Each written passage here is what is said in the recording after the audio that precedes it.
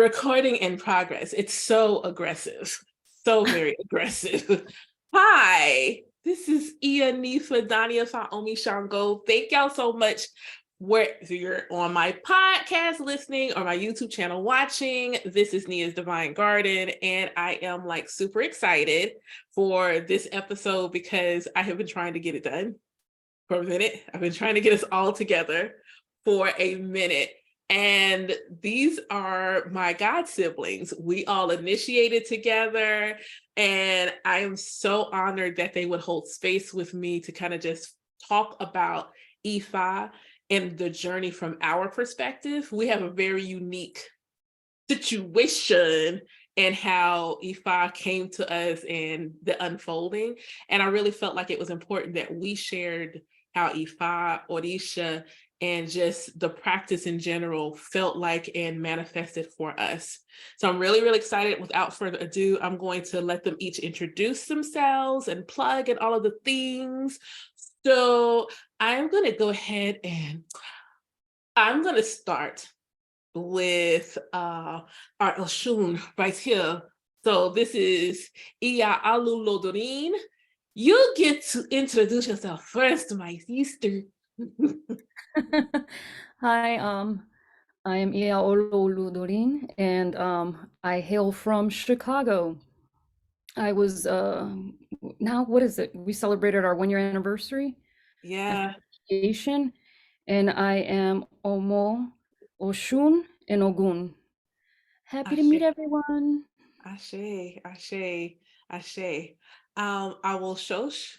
Would you do us the honor, my favorite god sibling? Favorite. I'm just playing. I'm sorry. Look, everybody's gonna get me. Like, I'm sorry. I was just. Alafia. I'm Awo Falapondri. I also go by Awo Shosh. I use they them pronouns. I am currently living in Tucson. We all initiated September 2021. I was initiated with both hands. And I am currently a spiritual mentor, a psychic medium, a meditation teacher. My business's name is the Otherworldly Archive. So if you're looking for me on social media, you can put a little @Otherworldly Archive and you'll find me. Ashe. Thank you, Awo Shosh. And Ialawo Antoinette, who's now closer to me. Yay! Yes, I am Aloha Antoinette. I am a Queens native. Now residing, yes, New York City all day. Currently residing in Savannah. I am in love with being a country Bama. And no, it's no shade because my mommy is as country and geechee as they come. I'm excited to share. I can't run down a list of resume. I feel like I do that all the time in my business. So as we share, more about me will come out. Ashe. And I mean, I guess I'll do this because we're all doing it. So I am Ianifa Dania Faomi Shango. If you can't tell by my name, I am Omo Yemoja, full-bodied Omo Shango. And I have both hands of Ifa. And I am in the lovely peachy state of Georgia. Down here in Augusta. So I really wanted us to be able to share and talk about our journey. And I feel like it is important for us to honestly start with before Ifa, before Orisha, before any of the things. Like, what did your spiritual practice look like? Like, what were you do? Like, church, whatever that looks like. What did it look like before Ifa? So I will show. Would you like to go first? Sure, yeah. So I was raised Christian and I left the Christian church somewhere in my teens. I didn't really know about the existence of other spiritual traditions very much until I actually moved to Baltimore, and I met a lot of really amazing people with amazing practices. That was when I started practicing like witchcraft and ancestral veneration and meditation and moon manifestation. It was like where I was like, wow, I can be a witch and that's a thing. But before my call to Ifa, I think that I would just refer to myself as spiritual. I didn't really have a religious practice or a specific practice outside of Zen meditation being my practice. I was already a practicing psychic medium though, and I was doing Reiki as well before coming to Ifa. Ashe, thank you. Thank you. Iyalawo Antoinette, would you like to share? All right. As I mentioned, my mom is from down south, right? So I grew up in the Baptist church, going all day Sunday. You got Bible study one day of the week, young adult usher board, choir, you name it, we were there. And that was until I hit 17 and I went away to college. And I was like, yeah, I don't know about this religious thing. Like, I don't know. I just don't know. And it wasn't even like I was like, all right, I don't know about Christianity. Let me look into other things. I was just like, I don't know. Right. This right here ain't making no, it's not adding up. The math is not mathing. The math was not mathing. And then I feel like around 27, 28, I kept getting called. Like there was something missing. There was a yearning. And you go with what you know, essentially. And one of my sorority sisters was like, just come to church with me. And I said, okay. And I went to church with her in Brooklyn, and I dug it because there were two young ministers who trained in I'm always gonna get it wrong, historically Black college. I always call it the bank. Anywho, and everything was, they were smart, right? And the way that they dissected the scriptures and made it applicable, I could be like, I was there, I was with them. And that's something that I never got out of church. For me, it was just like, y'all screaming and y'all hooping and y'all hollering, and I don't know what's going on. Right. So to actually, I guess what they call it, exegesis, as they were just going through the word, I loved it. But here's what it was though. For a year, if praise and worship started at 10 o'clock, I was walking in the church with my church finger at 10:29 because it was over at 10:30. Like I wanted nothing to do with praise and worship. I wanted the word. Okay. And that's where I was for like a year. Like I wouldn't even read Psalms. Like, don't give me no feel good. Don't give me no nothing. What is the word saying? Period. After about a year, I was like, okay, I could do this.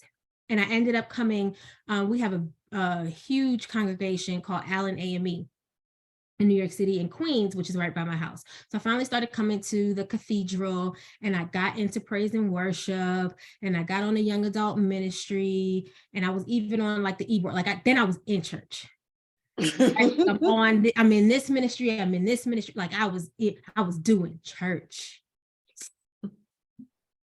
And I was on in discipleship ministry, which is like a year and a half, 2 years, and in it. And then I just started listening to preachers, and I'd be like, that's not what that scripture means. And then I would convict myself though. I'd be like, this person I went to school for theology. What am I? Because it wasn't like I was arguing with them, but I was just like, that ain't it. That's missing so much. Yeah. And it just kept doing that more and more, right? And then I would just question scripture for myself, and I'm studying for myself, and I got my concordance. I think that's how you say it, concordance. Don't. But I got all the things, right, that I can study with, all the different types of Bibles and everything. And I would just be questioning scripture, and then just going back and being like, wait, but this word isn't even an original word. Like, where did it come in? Right? Where are all these sins coming from? Come on. But I would just be having this conversation with God, because I'm not fitting to argue with humans. Like I learned that already. Or it would be a select few people that if we can have this conversation without you just telling me, you just got to believe it. Right.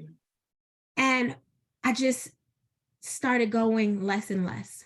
So first it was like I didn't want to go first Sundays because it was all about the blood. And it was, again, it just felt like a whole bunch of hooping and hollering again. And I couldn't do it.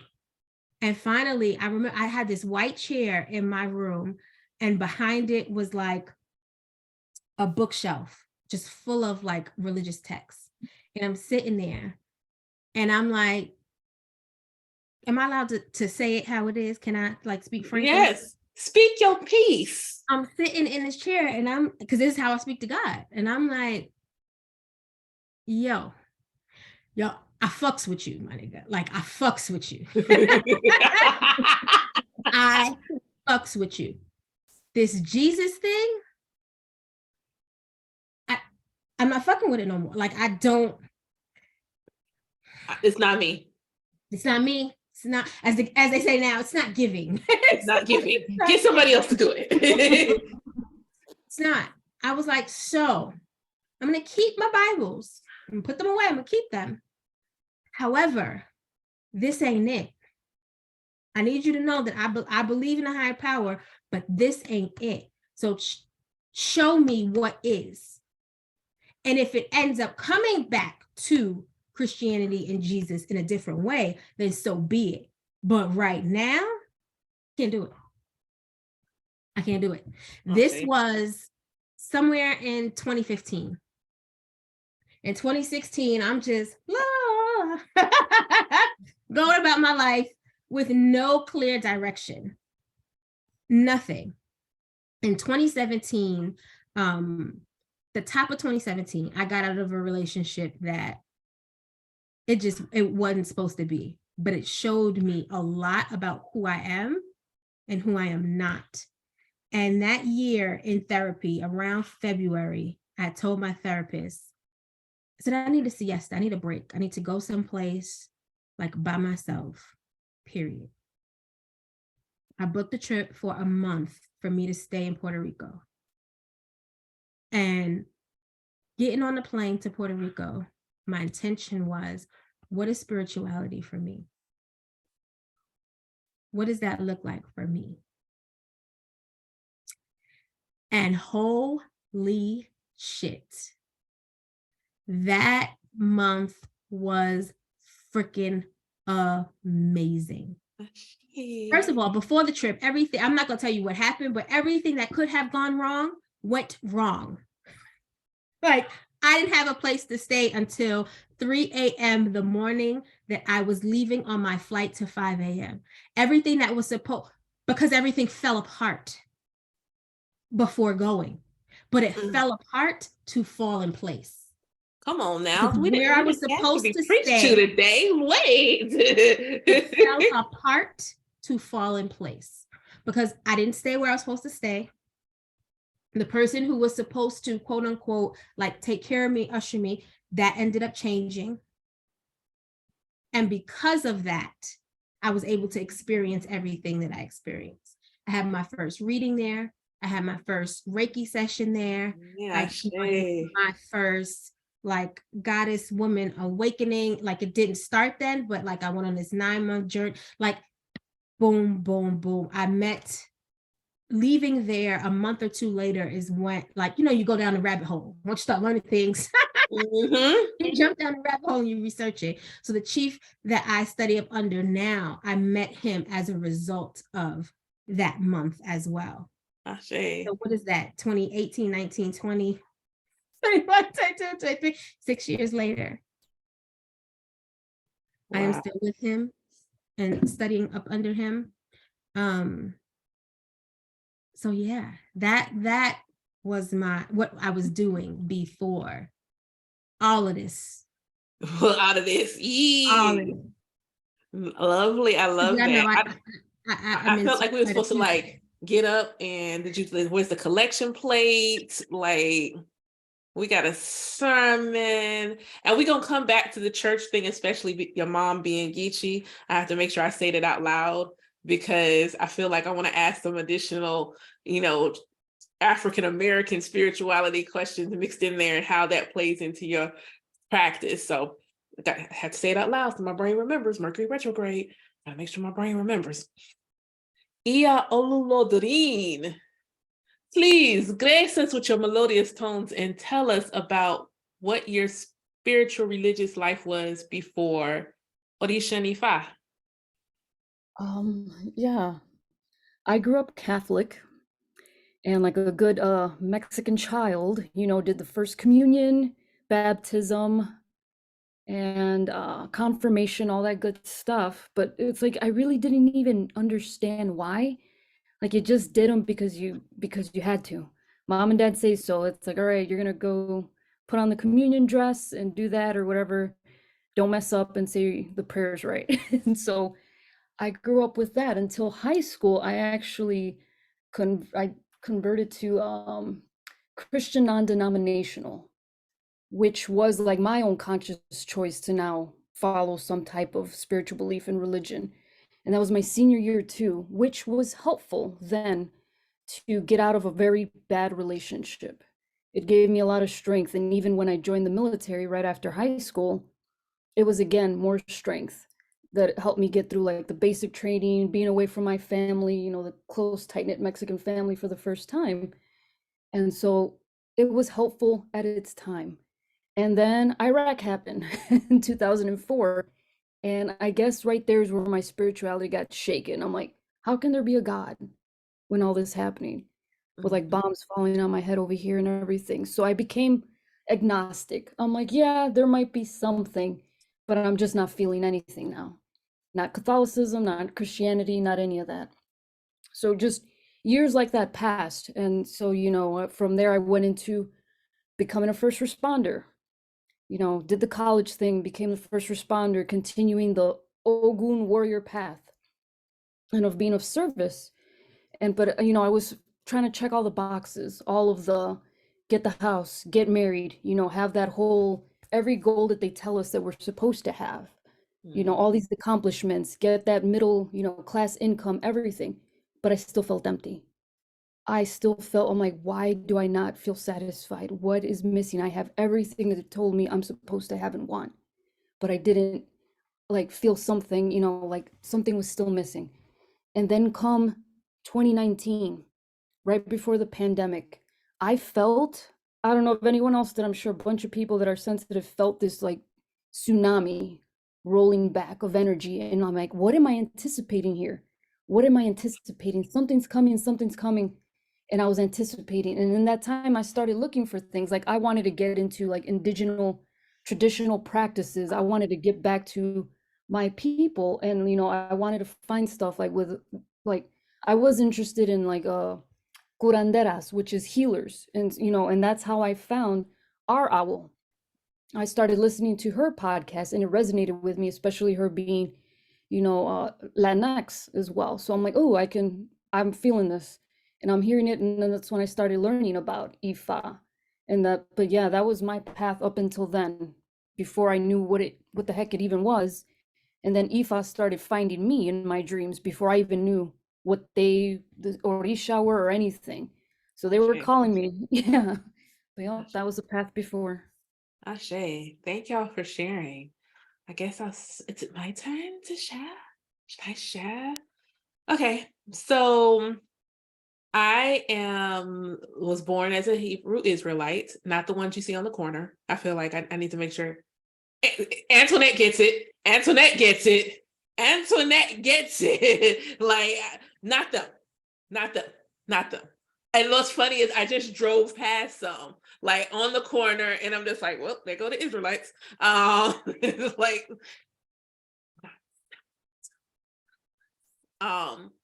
but and it's interesting because my mother was born in North Carolina. She was Baptist. My dad, his father, I don't know what, I guess maybe Christian. And ultimately, for lack of a better way to put it, my grandfather may have been initiated into Judaism.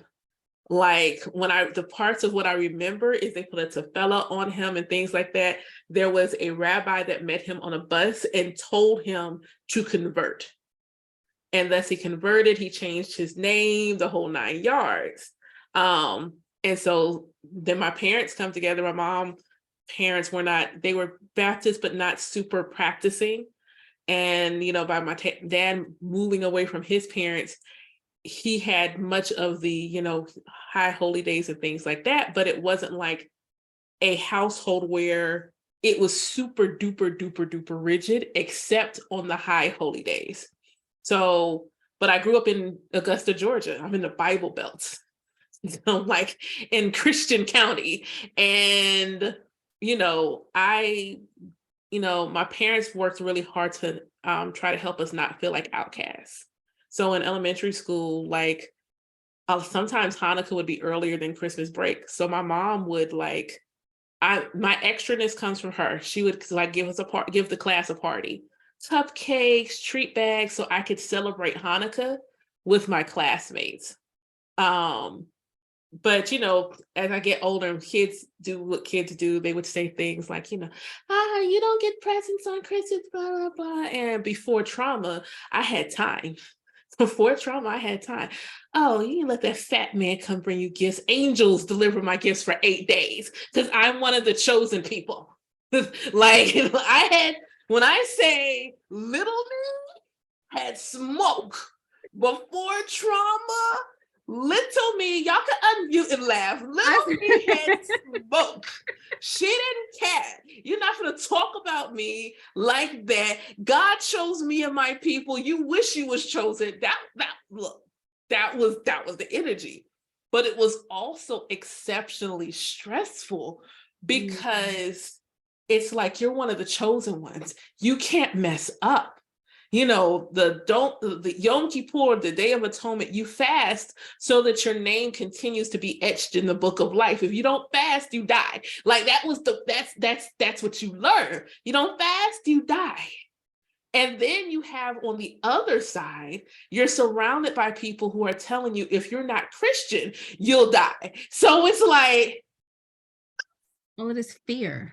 Yes, I realized only recently that some of my biggest trauma associated with Abrahamic religion is not necessarily my own, but what I know about Christianity and Catholicism.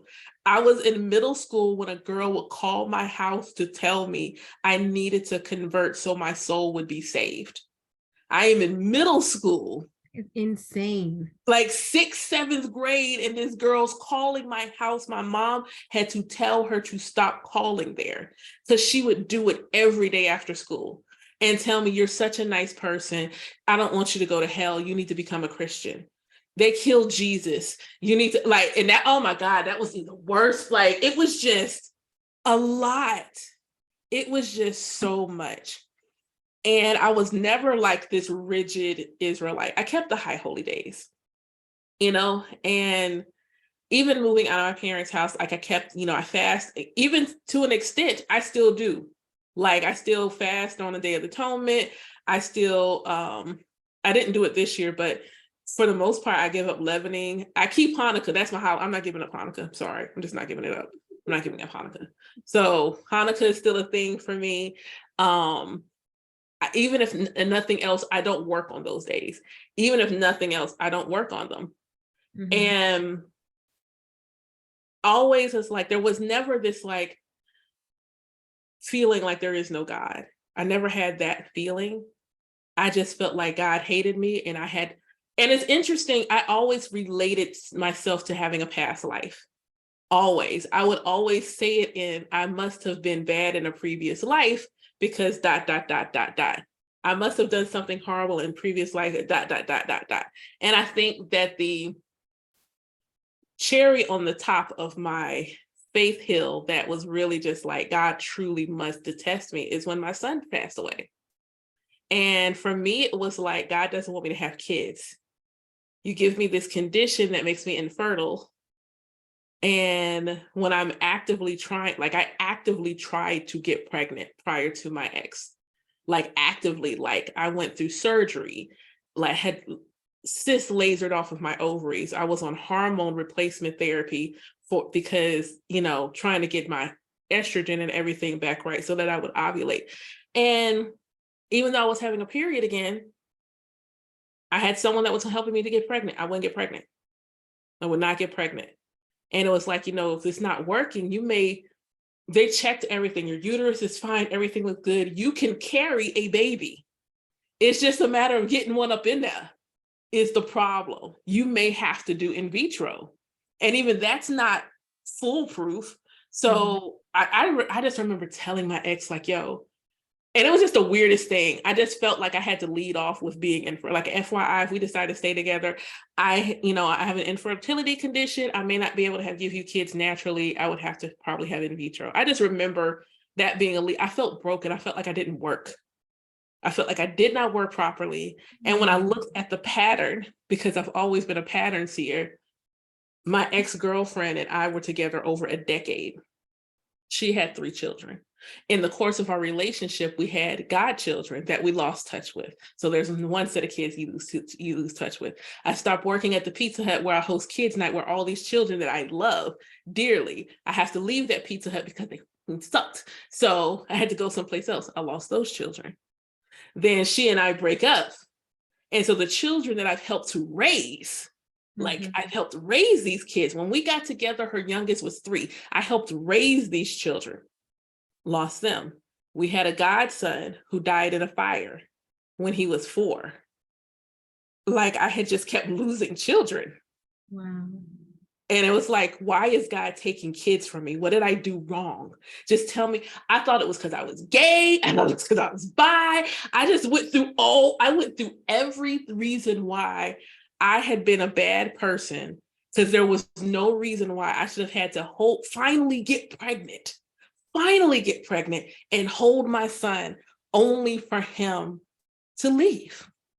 But I know now, looking at some things that was happening around, I wasn't consciously aware, but I was in an awakening state then. Like that throat chakra, Gabriel Alexander said, oh, your throat chakra's been closed a little too long. We're gonna open that motherfucker all the way up. Like, you're finna open. And getting into where I was consciously in an awakening state at the beginning, late 2021, not 2021, 2019, early 2020, I was in the peak of a depression. Like, it had just full crescendo. I'm on antidepressants. Every time I wake up in the morning, my body hurt. And every doctor I saw couldn't tell me why. CAT scans, my stomach was bothering me, endoscopies, all of these things. No one could tell me what was wrong with me, but they could tell something was wrong because when you do the blood work, there's something saying I'm full of like double the amount of inflammation than a normal person. But there's nothing showing I've been injured or anything. Why is this inflammation in your body? Didn't know. And it started off with astrology. This moon, though, it started off with astrology. And honestly, if I say it started off with the things I loved as a kid. As a kid, I wanted to be a witch. I'm the most, and not just a witch. Let me see the corner. I wanted to be the most powerful witch in the world. I wanted the black ass house that was going to give the best. I wanted this creepy house. I wanted the big creepy house at the end of the street where on Halloween, all the kids would talk about. There's a witch that live in the house, but if you go there, she give you full size name brand candy on Halloween. She gives the best. That's who I wanted to be. I wanted to be a teacher. Like, I was the kid in class the teacher gave the grade book to grade everybody else's papers. I wanted to be a teacher, and I wanted to be a doctor. And ultimately, my high school had a health science track that put me on the track to healing and medicine. That's what I wanted to be. But as a kid, I was into the occult and esoteric. I was like reading my horoscope. I dabbled in the numerology. I wasn't deep in it, but I dabbled. So what came to me first was my childhood. Moon water was the gateway drug. Moon water. That was my gateway. Somebody posted I'm making moon water with the full. What's moon water? She invited me to a group on Facebook, and that was it. That was it. The journey began. Whether I do it or not, the journey began. I appreciate y'all's stories, and I am curious I know that Iyalawo Antoinette articulated well that catalyzing feeling that said, this ain't it for me. There's some inconsistencies, erroneous translations, y'all making up words. Like there were things like that that led her to say, you know what? I got to do something else. So, and I know that Iya Oluludorin mentioned, you know, like being, first off, also thank you for your service. Like, I need to make sure I say that. But that feeling of I'm looking at all this death and destruction and things around me, and yet, where is God? So I will show, I know you said you stopped in your teens. Would you like to share what was that thing? Yes, I can share a bit about that. I mean, I think it was like the homophobic comments being made in church. I didn't know I was queer for years and after that, but I knew that like those comments, I don't know, there was a lot of stuff like that, just comments being made where I was like, there's no way that this is like the God that loves me, that also believes these things. And I had a lot of doubt of just like, I remember very young where I was just like, I don't believe in hell. Like, I don't believe in that. That doesn't sound right, that an all-loving God would send people to and there's a lot of holes in the logic, but I think that my catalyst for spirituality, I mean, when I got to college and I saw someone with an altar for the first time, like a personal ancestor altar, I was like, what is that? And am I allowed to have one? I was like, am I allowed to? And my friend, she was like, yes. And she sent me all these resources. So I started going online. I had a lot of astrology interest at the time too.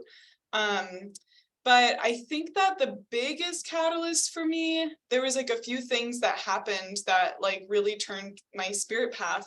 One of them was a very active poltergeist in a house that I lived in, and like very scary, terrifying stuff, like footsteps on stairs, knocking on doors, switching light switches, like, and I lived with other people. I wasn't the only one experiencing this or feeling the presence around.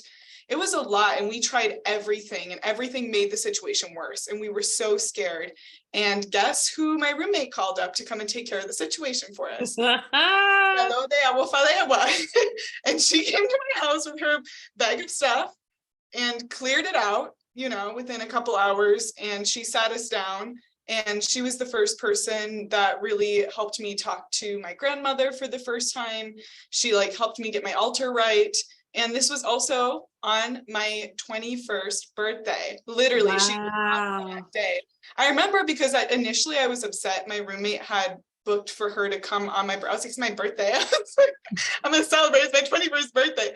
But now I look back and I'm like, what a beautiful time to initiate that connection with my grandmother. And so I started working with after that and getting readings. And I'm a child of Oya, so of course it started with me seeing spirits. Of course it started with like the messages just coming to me. I always thought I was just like, I was told I was artistic, or I was just like a sensitive person. And so I didn't realize that these were actually spiritual psychic gifts for a really long time. I was just like, oh yeah, everybody experiences these things, or everybody sees these things, or like, it's just because I'm an artist that I'm like so visual. Yeah, so I think that was definitely a catalyst. And also that summer, like that same year, I worked at NASA for 3 months, and I worked in the astrophysics department. I was an artist intern, but I remember learning about all of the astrophysics stuff going on and being like, wow, like science is magic and magic is science we don't understand yet. And having that feeling of just like something building and building. And so when I started working with Awo, I started building my practice. I started understanding my gifts a lot more. And I would say 2020 was the biggest catalyst for me, as it was for a lot of people. And similar to Iya Oluludorin, I felt it in 2019, the things building, all of my stuff was already falling apart. And by 2020, like losing my job, the world falling apart, I started having so many more spirits and multidimensional energies just showing up in my room.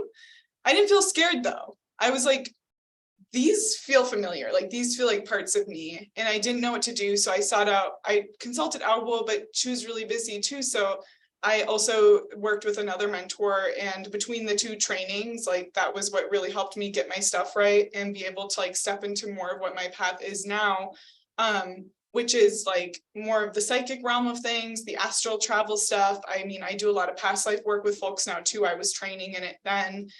So a few catalysts for me. Ashe, thank you for sharing. And I feel like that's a great segue to like how Orisha showed up. So like I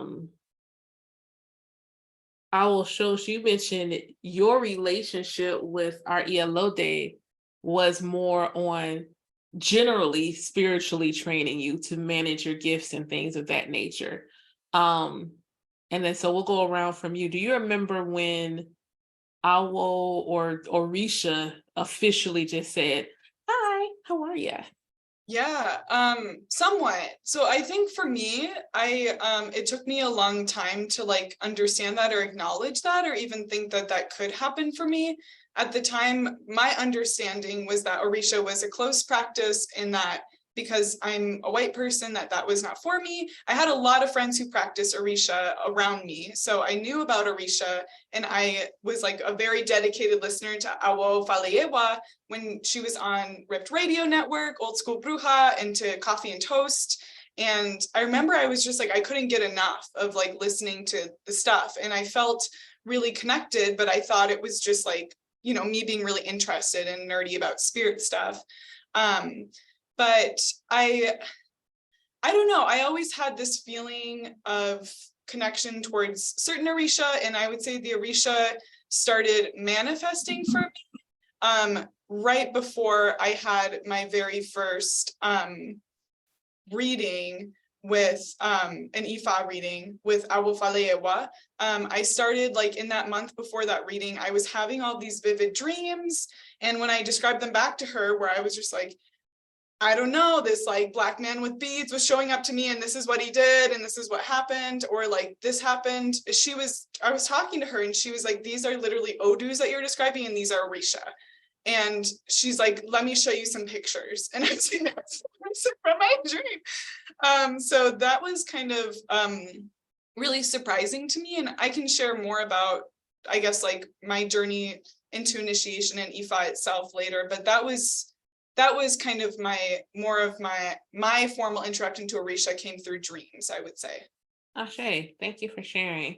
Iyalawo Antoinette, can you share? Okay, so and what I would love for you to share is kind of like the Awo and then Orisha. How did I meet Owl? As much as you want to share. I started working with Owl, I want to say April or May of 2020. My dad had just transitioned December 2019. And I was losing my shit. And didn't expect to lose my shit because I had already been on the spiritual path, right? I was initiated in Jinwada. I have my practice. I'm working with my ancestors. Cognitively, I know what's going on with my dad, right? Like all of these things and how he's still there, like, you know, still there in spirit. All of those things cognitively, but not realizing that I had already been a functional depressive person for the last year and a half as his health is declining. March, so he transitions December in Texas. I go down. We have the funeral service. February, I have to go back to Texas because he wanted to get cremated. So I had to go get his ashes from my stepmom because the plan was in March for me to go and take him back home to spread his ashes in St. Martin. So February, I go to get him, and my body is in pain. Like, it is physically hard for me to walk. I'll get him. March. Side note. January, I'm thinking I'm going back to work. And I went in like maybe 2 days, and people hugged me, and I realized like I couldn't function because they would hug me and I'd be ready to cry. And they know about my dad because I'd been fortunate to transition from working for the Department of Education to consulting in my own business. So Spirit had already set me up to be able to care for my dad for that year and a half, because whenever I needed to get to Texas, rearrange my schedule, and I'm out for a week, for 2 weeks, for whatever. So January, I'm trying to get through, because in my brain, it's like, okay, I no longer have to worry about him. Life is gonna start life, like it's gonna be great. Like I'm gonna be fine again. And I had to take 2 weeks, and I went back to my place in Puerto Rico just to decompress, to do whatever it is I needed to do. So I get back, and I'm like, okay, let me go get his ashes. My body is still hurting. March, shit shuts down. So what are you doing? All you're doing is scrolling. And everybody's like, had your kids, had your wife, had your kid. It's just it's doom and gloom that's happening. And my body locks.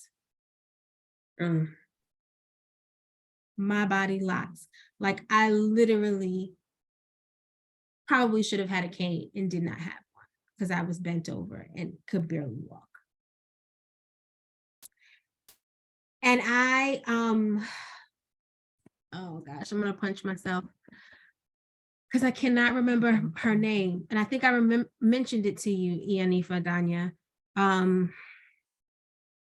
do that. Herbalist. Okay. I don't remember the name. Oh, the plant mama. Plant Mama Alchemy. Yes. I knew her a year or two prior. And I think she had mentioned something about Owl. So then I started following Owl. And finally I saw her information on a deaf doula. And I reached out to her, and I was like, I know that you don't do this part because he transitioned, but like basically like I'm losing my shit because I'm losing my shit. So we had like a divination, and then I signed up for like her mentorship just to like regulate my nervous system more so than anything. It had nothing to do with Ifa. If I'm not mistaken, when I first started following her, she hadn't even been initiated yet. If memory serves me correctly, I don't believe she had, or not fully. My brain wasn't on Ifa. I had already had a practice. I was already going through initiations. Like, it wasn't that. It was literally some one-on-one time with someone that I felt called to start speaking with. Okay. So I was mentoring under her, even after that, for a while, just to hone my own medicine. Not even, I wasn't looking at it as I'm going to be a priestess of blah, blah, blah, blah, blah, and I'm going to have, no. I know that I have medicine and that I need to hone, right? Like, that's my gift to share to the world. And my brain still in the world of education, not in the world of spirituality at all. But my first encounter with Orisha, I was on a no, this wasn't mushrooms. See, I told you, dabbling all things. It was one of my ayahuasca journeys. Oh.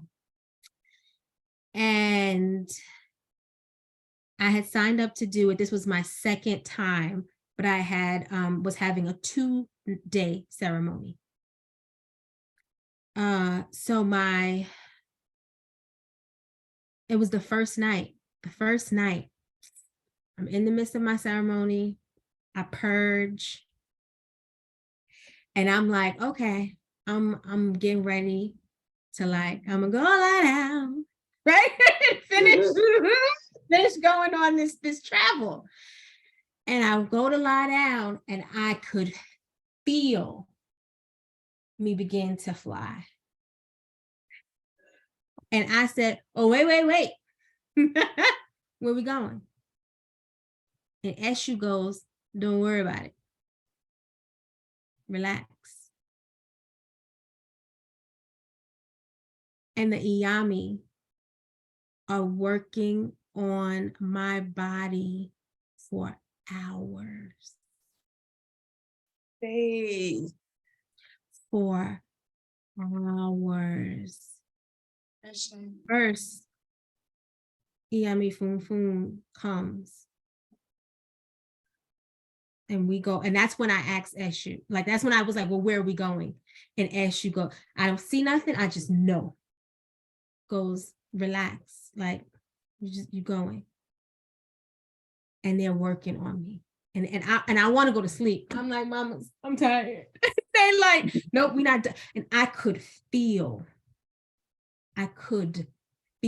them working on me. I was up all night. I don't think I fell asleep until daybreak. Because when I felt like I was going to sleep, I was just flying again. And they were working on my, like, they were working on me all night. So that was my first encounter. Wow. Okay. I'm like, All right. chills. Right. Wow. Okay.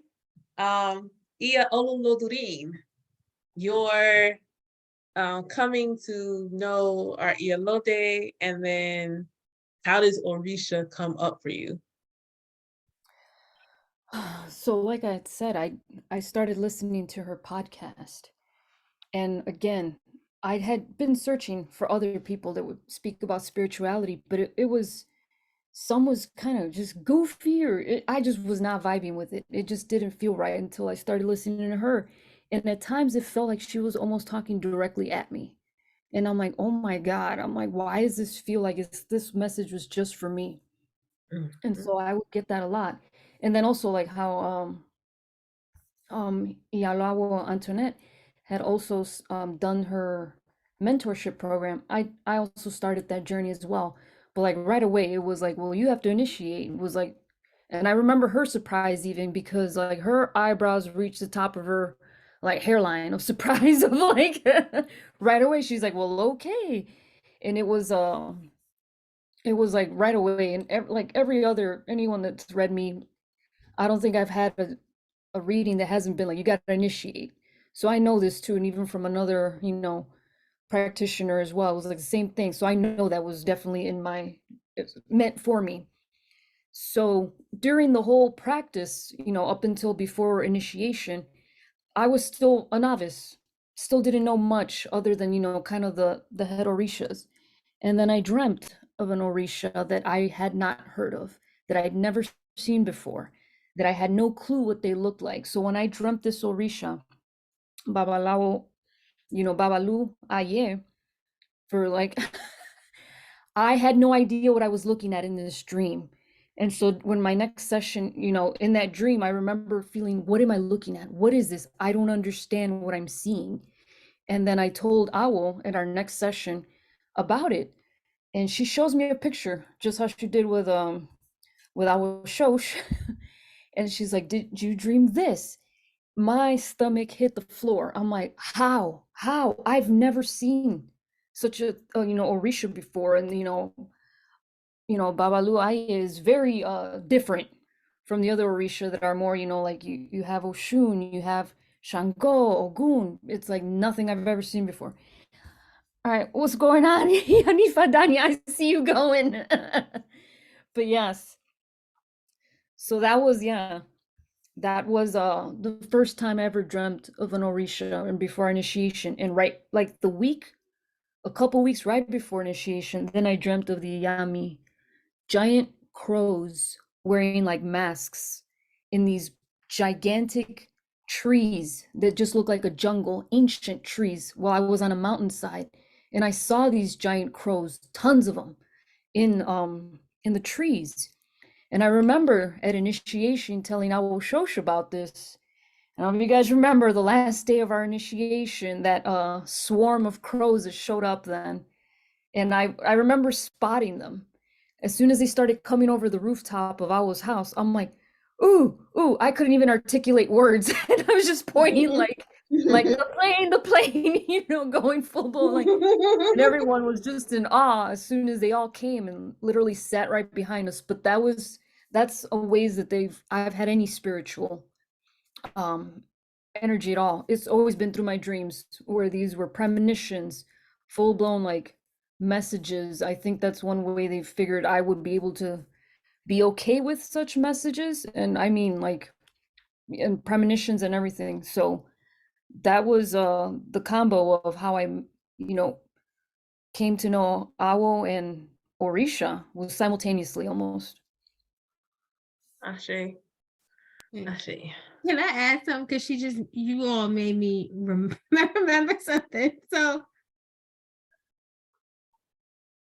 prior to my divination of saying to initiate, I had divined, you know, in one of using another set of divination tools, and initiation came up. And I was like, I'm already doing enough. So I don't know what this is for, but all right, I'm gonna just, I didn't tell anyone. I just held on to it. I might have spoken to my chief about it, but I just held on to it. And I guess maybe a couple of weeks later, Awo was divining for me, and initiation came up. And it was like a temper tantrum, because I already knew what it was though, but I was like, I ain't finna wear all white for a year, so I don't know what we doing about this. I was like, they ain't give me no husband or no baby, and you gonna make me chill out for a whole year, and I'm already into The audacity. y'all play too much. A whole temper tantrum. Okay. A whole temper tantrum. And she let me have it. And she kept questioning me though. She was like, but this is spirit. Listen, I'm doing all the things. Like, so whichever one of y'all ancestors want this, y'all gonna have to wait, or y'all gonna have to drag. Like, I was just so rebellious and so defiant, but only in speech though, because it wasn't even long lived. But I was really, really on some. Y'all play too much. Not doing it. Yeah, like I'm struggling with all the things already. Y'all laughing at me. Y'all hijacking all my friends because y'all say I don't listen. So y'all giving messages through Tom, Dick, and Sally. Like, you finna get me to start something else? Like, what is we doing? No. And after my temper tantrum, she was like, so now you want me to tell you about the process? And I was like, oh, okay, then maybe I could do that. Maybe. That part. Oh gosh, that's funny. Like I said, I didn't go to her with that in mind. So novice isn't even the word to describe what I thought, because I just had piecemeals of what I thought Ifa was based on who has been around me, or picking up this from, you know what I mean, this internet, this podcast, this whatever. It was not on my radar. I was doing too much. I was already being a fairy and into everything. Yeah, Olulodrin, did you want to add something? I feel like you had an aha. That's funny that you even say that, because I did. I'm with Iyalawo Antoinette here on how I also felt it was piecemealed. I had like a picture, you know, just like the bits and pieces, but it's almost like I know now that this happened the way it happened because it was there to uphold me when I needed it, when I would need it right after, literally soon after. Mm-hmm. So it's like, don't worry about it. You're gonna learn it. You're gonna learn it. Not how, like, you know, it's not gonna be ABC. We might gotta go to C first, and then we'll go back to A and B. And so that is, I know now that helped me through some very, very difficult times. Mhm. The way that it happened, it had to. I'm like, sometimes the non-linear nature of spirit really is frustrating. They're like, time isn't real. And you're like, it is for me right now. So Right. It's September 22nd.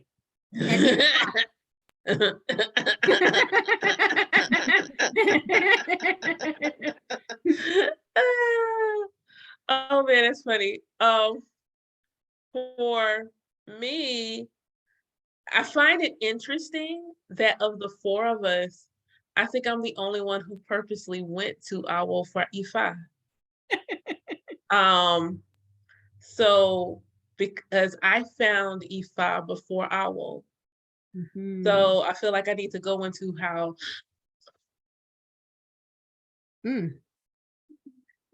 Stay with us. in your hot head, Yadani. Oh God. Okay. So like I'm here. I'm here mostly.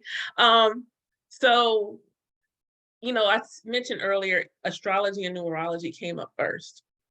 I was watching pick a cards on YouTube and realizing these heifers is reading my whole life. Like, why are you stalking me? What is this? Shanetta's Divine Tarot was the first channel I watched for pick a cards. And when I say that little red heifer was reading my whole entire life, she said things that were so freaking specific. And I just remember I had a lot going on, a lot. And I was just like, the throes of depression was just, yeah, there were days where the only thing keeping me in existence were my children. I'll just say it like that. The only thing making me stay here in this world were my kids. And I just, I have to say that around this time, I'm new mommy again. My son is, today I find out he may be autistic. He stopped speaking. All of these things are all these like, and I find this starts as I'm pregnant. Like all of this started during my pregnancy with my youngest. So I'm just like he's fine, and then all of a sudden he's just not. So all of this is going on at the same, like all this simultaneously, and so in 2020, as the awakening is beginning, I'm finding all this information. I'm in this group of melanated spiritualists, and so they're talking about Orisha and things like that. But I'm listening, I'm reading, and things like that, and I'm like, And then ancestor veneration, I'm like, But tarot was definitely that thing that started first, and so I got an addiction to tarot decks, and that's on some real. I love a pretty tarot deck. Oh my gosh. But I didn't think I was going to read tarot. I asked for, as my Mother's Day gift, I needed to be away from everybody. I needed to be away from the house, away from it. I needed that space because I didn't have it. I didn't have it, which is much my fault for not honoring the way I felt. So that weekend, I made it a spiritual retreat. I went in, I'm going to check out and see what's in Augusta spiritually. So I went to my first occult shop and all the things. And I'm like, oh my God, these tarot decks. Oh my God, they're so pretty. I don't buy them because my lack mindset says I don't have money and I don't buy them.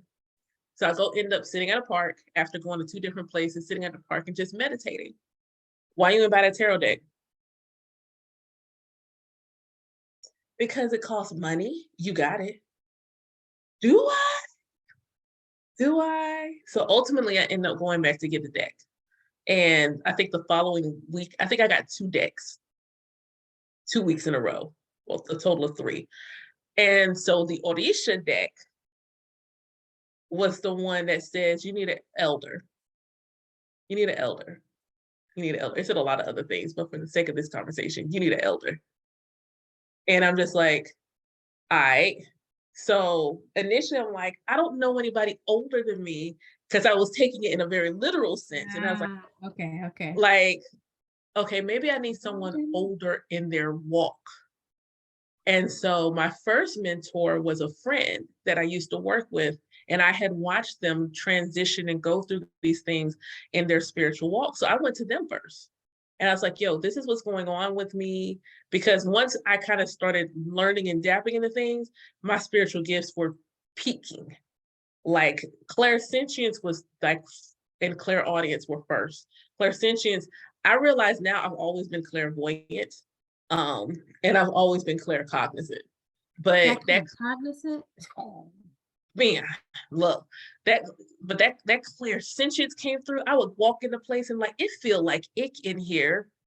It feels so icky. I don't like the way it, and I realized I was the language I was using. I'm like, I don't like the way it freaking feels in here. I hate the way it feels. I don't like the way that it feels. And so when I started talking to her about it, she asked me a powerful question. She said, what do you, she's like, I can help you. What do you want?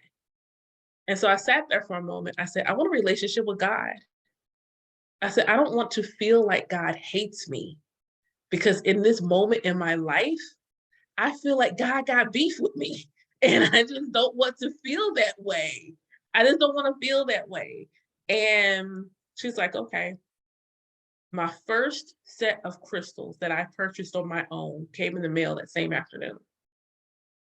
This is when I knew my clairsentience was really, because I had a big chunk of amethyst. I had had it for ages, never felt anything. I got the mail. I'm like, oh, my crystals are here. Pours them all in the hand. Nobody told me not to put them all in my hand simultaneously. I put them all in my hand. I almost hit the floor. When I say the world spun, I had to catch the wall. And I'm like, okay. So she and I worked together on my spiritual gifts. Orisha is still coming. I was dreaming about Orisha then. And they came very clear to me. Like, the first time they came, it was like the 7 powers showed up in a country western bar. It's the best way I can describe it, because that's what it looked like. If you could picture it like a western, like saloon, that's what was in my dream. And it's just like I walk past a fountain and there's Yemoja and Oshun talking. I saw Ogun, like they're just all there. They're just all there.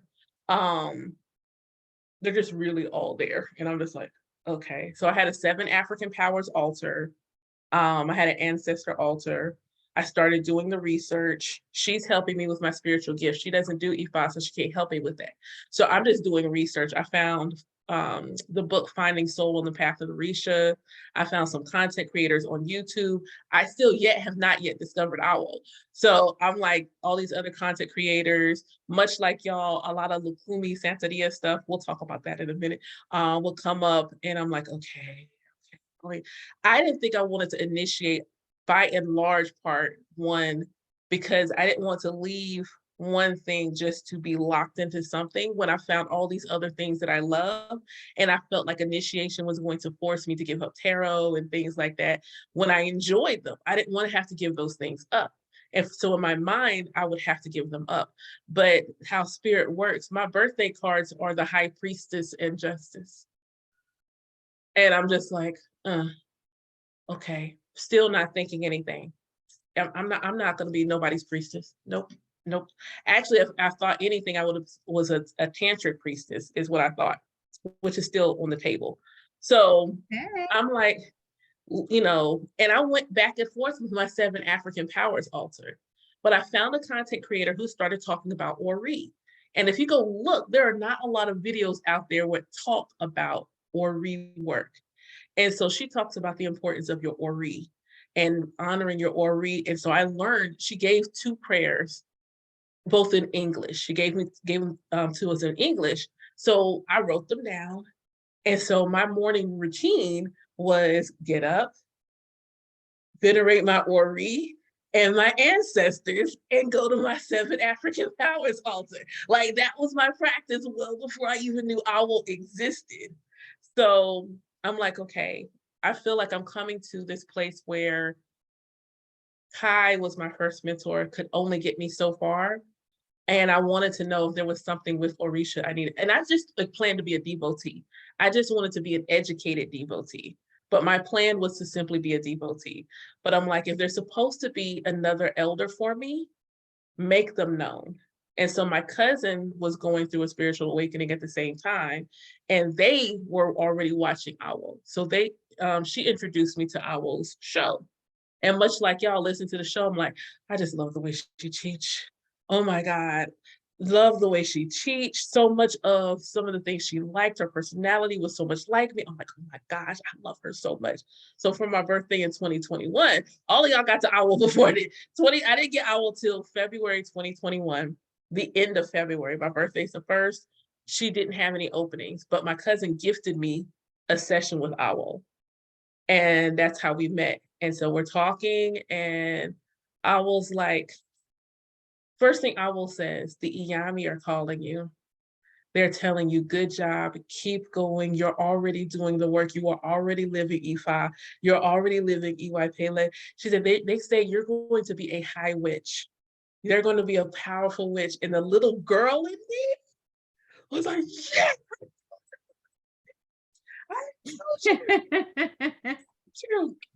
And so we're just talking, and I was like, yeah. And so Irete Odi was the Odu, one of the first ones. And so were just general dialogue. Like it was less divination and more just like we were having a conversation. And I said, does this say I'm going to initiate? She said, I thought I said that, but hold on. Cast it. She said, oh, not only are you going to initiate, you're going to be a priest.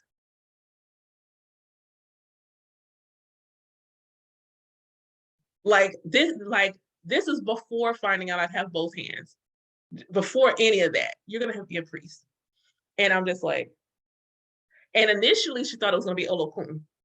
Initially she thought I was going to crown Olokun first. When it came time when she did the official divination, Yemoja, like, no, I'm first. I'm here first. See. But and Shango was a surprise. Oh my God. Okay, I'll tell this and then I'll let y'all tell y'all if your Orishas were a surprise. So initially what Owl said is that my next, you catch what I'm saying here? My next would have Shango's energy, and that they would be super protective over me. And thus, because of it, Shango is very protective of me. And if I ever felt like I was in trouble, I simply needed to give Ebo to Shango, and Shango was going to come through. And I was like, I'm just going to hold on to that. And what's interesting is Awa was not my first Ifa reading. The first Ifa reading I got, they talked about Oshun and Ogun being very close to me. Ogun, most specifically, they said, you can't have no weapons in your house. Not right now. You can't have no weapons in your house right now. And I was like, I bet. Say less. But I always felt a very strong connection to Ogun. But so when our Iya Olode does the divination, it's officially for, initiation. And Yemoja coming up, perfect sense. Complete perfect sense. And the only reason Owl did that divination for me when she did is because when I started taking the courses and really trying to learn and develop my practice, it came up again about initiation. But this time it was Shango. She said, oh, you're almost Shango too. What? What do you mean? I can't be a Shango. Because when you listen to people talk about Shango, they talk about Shango on a very superficial level. And they don't always get into the meat and potatoes. What I heard about Shango was flashy. Shango walk in the room, all eyes on me. Like the flashy one. Strong, sure. The divine masculine issue was not a thing because I know I carry a lot of masculine energy. But it was the flashy show. I'm like, ain't nobody looking at me? Ain't nobody checking for me? What do you mean? And I'm like, maybe it's just because it's going to have Shango's energy, and that's why. because I could not, but in my head, I'm like, no, there has to be something else about it. And I was just like, I can't. Now, knowing more about Shango, the reluctant leader, loud, so loud, that Shango is associated with the planet Uranus, and thus we have Aquarius energy represented in Shango. Yemoja is Cancer, and I'm a Cancer rising, and I'm an Aquarius sun. The level of perfection that the divine has and how the tapestry is being woven. But Shango was the one. I was just like, you wait, what? Shango? I was ready for Obatala, not Obatala, but Ogun, because what you hear about Ogun is people don't talk about the fact that Ogun is an intellectual. He's super intelligent. That associates him with technology, and I'm really good with tech. I'm really good with technology and socially awkward. And I'm just like, socially awkward? Yeah, that's me. That's the aspect of Ogun I resonated with. Like warrior? No, no, no, no, no, no. Any warrior showing up was confusing as heck to me. Absolutely confusing. Like, what? You must not have the right person. So for y'all, I'm curious, when you received which Orisha that you were going to crown, was there any surprise, like say, what now? Are you sure? Are you sure you're sure? So, Iya Ololodurin, your Orisha, was there a surprise as to who showed up for you? When I will cast divination for that, of course, first Ogun popped up, and her expression was no surprise there, and then she just moved on. And I laughed too, and I'm like, yeah, that seems natural. And then when she cast for the mother, Orisha, it was Oshun. Yes, that was a gigantic surprise for me because I've never been able to relate to such femininity since I've spent the majority of my life in guns and boots.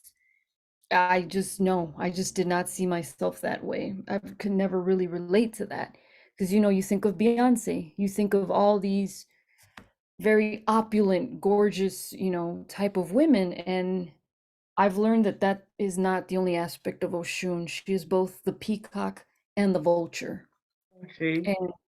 And yes, and even when I went to visit my folks in Mexico, our town, I've gone there a bunch of years growing up, and I've never seen vultures like dozens of them. But they've come back these past 2 years because they almost went extinct in the region because of some pesticides they had sprayed. So now they're back in full force these past 2 years since initiation. I'd go there and I'd see the vultures, and I'm like, I get it. The cleansing, the curandera side, the healer side of Oshun, that I resonated with way more. And to see there is both the good and the bad. I saw the balance in her, to see just that she was way more complex than how she is, superficially put out there. Now I get it, why I needed her medicine when she came up, and also to get in touch to balance my femininity, especially because I always felt femininity meant to be unsafe. So I really leaned on my masculine side to feel safe, to have that the boundaries, the power to just be able to protect myself. So that's why I definitely hung more on to the warrior side. But I've learned so much since on what femininity means to me, the medicine that it brings, and its power and its own warrior spirit that it has. So yeah. Ashe. Well. Thank you for sharing. I will shosh. Any surprises for you? So I had a very interesting experience in receiving my Orisha. I feel like, I feel like I need to give a little backstory. So when I went to get my first Ifa divination, I didn't know a lot about Ifa, just what I listened to on Awofalewa's podcast. And I booked that because it was the only kinds of readings she was doing at the time. And I was like, all right, I'm open to whatever this guidance is going to be coming through this. Like, I trust her. I've had readings with her, so I still want to work with her, even if this divination system is new. And literally the first Odu that came back, she was like, you're being called to initiate into Ifa. And I was like, whoa, because I didn't seek that. I wasn't looking for it. I didn't know a lot about the practice. And so I explained to her my hesitancy, and I explained to her that, I had a lot of hesitancy also just being a white person. I was like, am I even allowed to do this? Is this?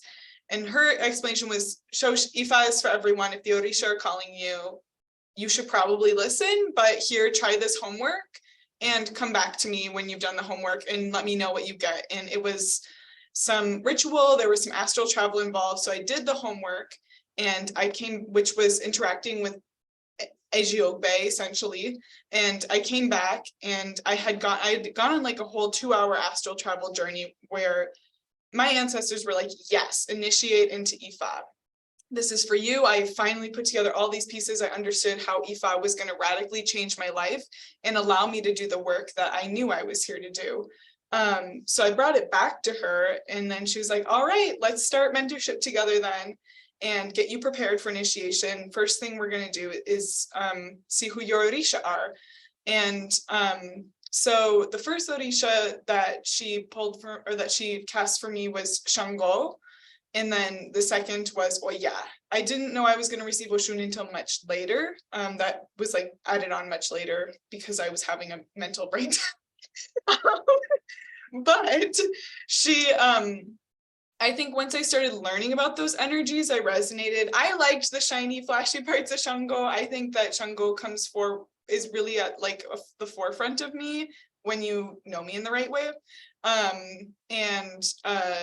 I think the part that I really resonated with Shango was the aspect of humility. That was one of the first things that I heard about Shango's children of Shango, is that it's really important to have humility. And I'd just gone through all these experiences where I felt like I had nothing but humility at this point, because spirit took everything away from me. Like right before being called to Ifa, I had just gone through an experience of homelessness. My car was basically junked. I'd lost a lot of my community. I had lost I don't know, there was a lot of reputation stuff going on, and I felt like I had nothing but humility. All I knew was like, I'm following spirit's path. You know what I mean? I'm doing this thing that resonates in my soul. So Shango felt right. But yeah, I think was the one I had. It made sense because of the mediumship stuff, because that was like, my first interactions with spirit were very much mediumship, talking to dead people, stuff like that. That's very, right? She's the ruler of the graveyard. But her energy, I still feel like it's an ongoing relationship. It takes a little bit more, or she, like the way that I work with her, I think is in a very specific way. And I think I had the most difficulty incorporating her energy because I just feel like I hadn't, I don't know, she's very like mature Orisha, like there's a lot of maturity that comes into accepting her energy, and she's not an easy Orisha necessarily either. Like she's very strong, very warrior, very much like ruler of the ancestors. It felt a bit more intimidating to me, I guess I'll say. And the lessons that she brings are literally like tearing everything down in your life. Like she's the wind, she's gonna tear everything down. And so I think I was really excited, but I was like, I've also already seen how interacted in my life and took everything away from me. And so in a way it did allow me to see that she was giving me an opportunity to start new. So I think it felt right, but I also didn't know a lot about Orisha at the time. So I definitely had my work cut out for me and a lot to learn from there. Okay. Thank you for sharing. Iyalawo Antoinette. So no, there were no surprises when I first heard, because I didn't know what the heck I was getting myself into. So let's just put all the cards on the table, right? So Omo Eshu, Omo Ogun, and Omo Olokun. So a lot of masculine energy, right? Because Olokun is androgynous. So I could put on whichever hat I want, but it's definitely like a lot, and it's a lot, right? So in the beginning, I didn't, there was no, oh, okay, wow. I can see, I get it. It was like, okay, let me learn what these energies represent, right? So even with all the quote unquote book study, I'm not convinced, because that's how they present, that's how they presented themselves to people. Like, I'm very much, I think, because of my background and the Bible and this, that, and the third, I'll go to those things because it's natural, right? Like, I'm an educator by trade. So I nerd out on quite a lot of things, and I have to stop myself and see, how is spirit moving within you, right? Because I never want to be dogmatic, Right. about anything. So like, when I look now, what comes to me about the parts of me that each of these energies represent, right? When I look at Eshu, it's about communication and being decisive, right? When I look at it within my own life, and when I look at it as how my medicine shows up for other people, I am the one that is usually like, ask you the question. So like, if we look at Eshu as the intermediary, right?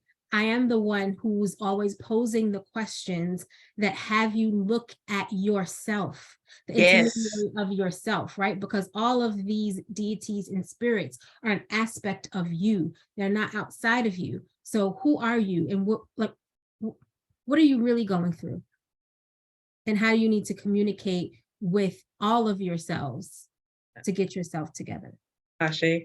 Right? When I look at Olokun and how this spirit resonates with me, it is that mysterious Scorpio of, baby, if you ain't going deep, get out my goddamn water.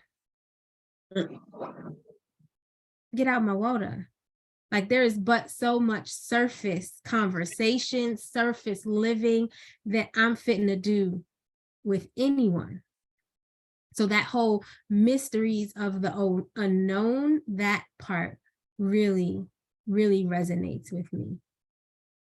And how to just learn and gather and grasp the abundance of this life. That's the energy that resonates. And I am Omo Ogun. And that one, in certain ways, has been a little I don't want to say a challenge, but the integration and the acceptance of that one, because when I think about, I don't want to use the word trauma because I feel like it's overused, but when I think about my experiences of who I am, right? All the messages that I've ever gotten are like, you're too assertive, you're too masculine, you're too, like, all of those things, and looked at as a negative, right? So when I got it, it was like, okay, more of this like warrior fight energy. And again, you know, all the things. So one of my mushroom journeys,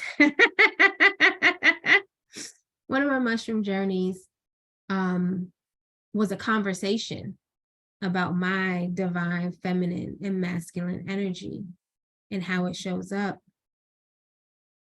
And spirit was like, your masculine energy is feminine. You are feminine in all of your glory. So stop trying to fight this battle of integrating your masculine and your feminine and trying to be more feminine. No, part of your feminine is that. Part of your feminine is warrior. Part of your feminine is being assertive. It just is what it is. And there's nothing that you have to do about that. So I realized that Ogun is just is who I am. Oh, shit. It's who I am. I am that bitch. Yeah. If you can feel energy enough, anyone who I know who really can feel energy when they are around me, that's what they feel. And they either feel it and go, "Ooh, I feel that energy around you," or they feel it and they go, "Ooh, she mean." Either way, I can't. It is what it is. Shay, I love that. Oh, I love that. I love that. Oh my gosh, me also being like, yeah, Antoinette mean? Right, exactly. What I say, you are like such like a joy. If you know me, right? That's why I said you feel it and then you make your decision, but that's not it. It's just that it's part of me. But then I'm also just like a little punk. Not a punk, but like I'm goofy, I'm silly, I'm playful, right? Yes. Like loving all of those things. And Ogun. It's interesting. Allow Antoinette specifically because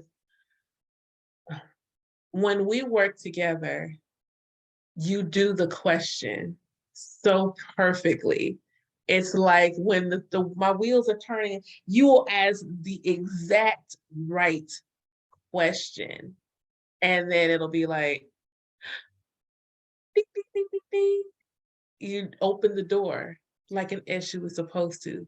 The question is a doorway. And when you ask the question, it's supposed to trigger the other person to open the door. And so I feel like you body that really, really perfectly. And it's funny because, you said like the communication. And I think the first time I dreamt about you trying to get someone on the phone and you couldn't hear them. So, which is really, like that's not like an issue type of symbolism in a dream. I don't know what it is. With all of you, when you get to this part and we go to initiation and things of that nature, and it's that realization that this is an elay. And for my listeners and watchers and things, like this spiritual family is nothing but womb holders. What did that mean to you? Was it significant? Did it matter? Did it in the moment when that realization hit, or did you have a realization? Two, what did it mean to you? And you know what? And this one, whoever goes, I feel like y'all are reflecting. Does anybody want to go first? All right, I will show. Yeah, I can go. That's fine. Thank you for asking this question. I think I had mixed feelings about it because of my own personal stuff. Mainly it was exciting. This was probably the only way that I would have come into Ifa. But specifically because I'm a non-binary and transgender person, I don't know, Awo is like gender fluid from my understanding, Iyalode. I mean, chooses she, they pronouns, and kind of, I feel like she saw me, and I feel like she was able to acknowledge those parts of Ifa, the BS patriarchal stuff. And, she made the decisions to have the Ile this way because of actual threats to her and her energy and to her, who would be her godchildren. And so I felt that too. That was, I think, a lot of my fear around spiritual community was like, if I was actually going to be seen and heard in all that I am, and if there was actually, I didn't find spirit community where there was space being held for trans people like me. And so I do feel like that was still difficult for me. There were still points like along the way with our Ile where I feel like I had to kind of stand up, but I feel like Awo also really stood up for me and held that space for me. Not that anyone was being disrespectful, I think, I don't think there's ever any disrespect, but I do think it gave me the safe gateway to go into the practice. And I don't know, there was some difficult parts for me as well to relate to. because I don't really relate to the, I guess, the language of like divine feminine, divine masculine kind of stuff. I was just like, I just am what I am, and I'm not in those boxes. Yeah, so I guess maybe that's as far as I want to acknowledge that. Okay, thank you for sharing. Either I'll one of go. y'all, go ahead. I don't know if I had any real feelings toward it because we were all still distant. Ashe. Like we were all still distant. And then if I'm honest, when we did start to come together and all of the things came up with gender neutrality, like that shit threw me for a loop because I had been so secluded. Because of 2020 and secluded maybe also in your own life where that's not a concern per se. So it was like, okay, I gotta go learn about Orisha and be cognizant of these things. So it almost was like an extra little bit of anxiety because like you don't want to hurt anyone's feelings. You don't want to say the wrong thing. You want to learn. But also all of these things were happening. But I feel like it had to happen the way that it did for all parties involved, including myself. And then I guess the one piece was just like, okay, it also then felt pretty badass. Mm-hmm. Right? When we like just started talking about a few things, it was like, okay, well, Bad. make it do what it do. Ashe. I love that. It did feel pretty badass.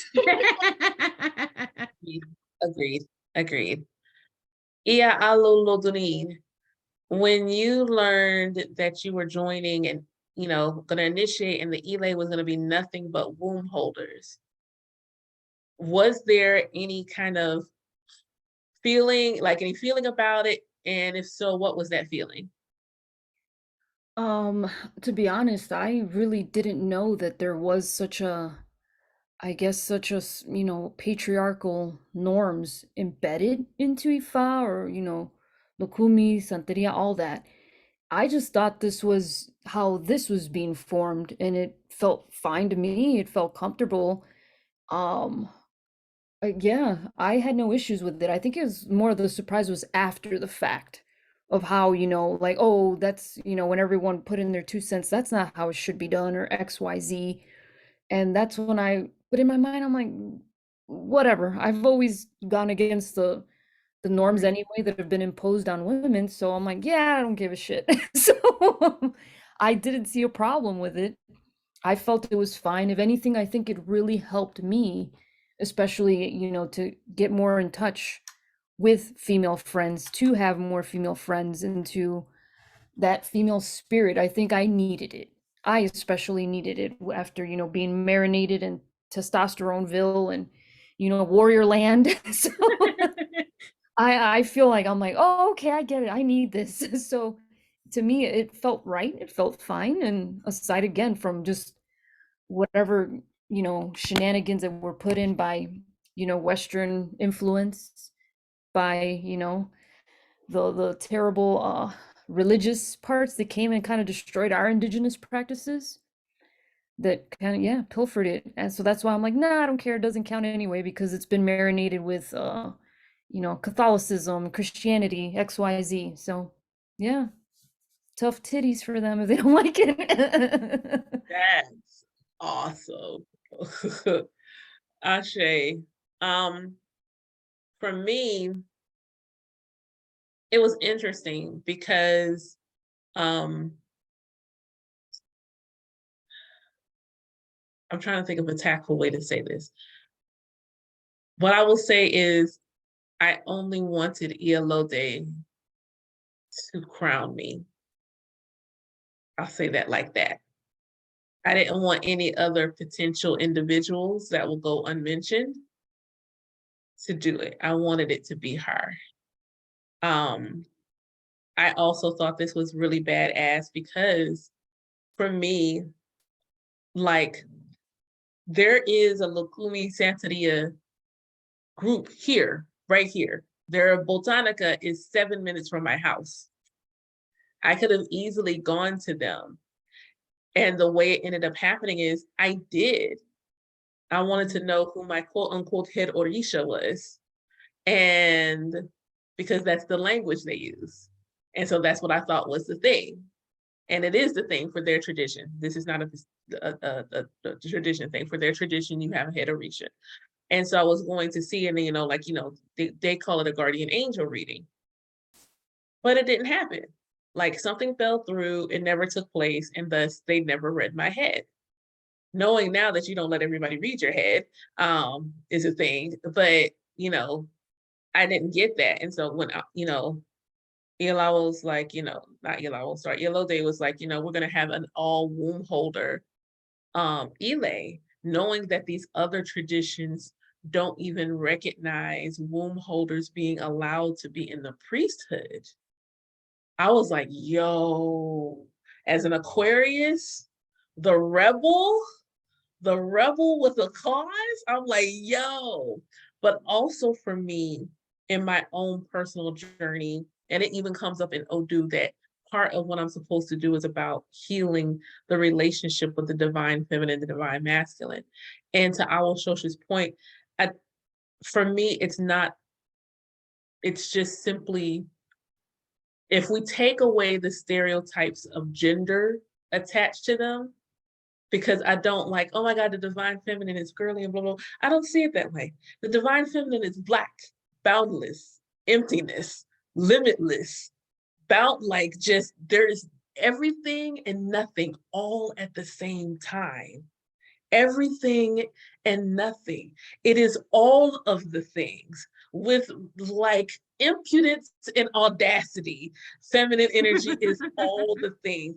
If it is intangible, it is the realm of the feminine, which is what makes it so wonky that these traditions continue to say that womb holders should not be priests, when literally, because we have an organ that is like potent, that energy, potent connection to the creator, why would we not be the ones to have a deep, it does not make sense. It does not compute.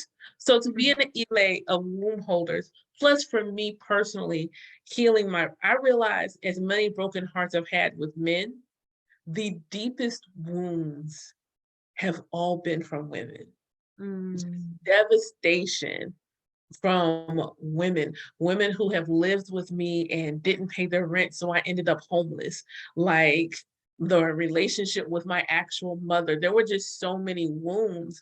And then to come together with this group, which, Antoinette touched it a little bit, which I wish was physically closer, but I was still able to get some of that, even more so, I think, now than ever before, that family and connection and that bond with that energy. But it was, for me, it was just like, you're gonna do what? Oh, you want all the smoke and I'm here for it. You're gonna do it all, womb holder Eva. You want all the spiritual smoke. You are choosing spiritual violence, and I am here for it.